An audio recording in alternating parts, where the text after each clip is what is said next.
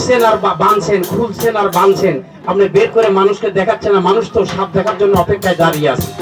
সাপটা Russell viper কেমন দেখবে, কারণ ইনি পারবে না দাদা, কারণ এরা ট্রেনিং চলছে 11 দিন। 11 দিন, হ্যাঁ, এই 11 দিনে উনি সাপ ধরাটা এখনো শেখেনি। উনি ভাব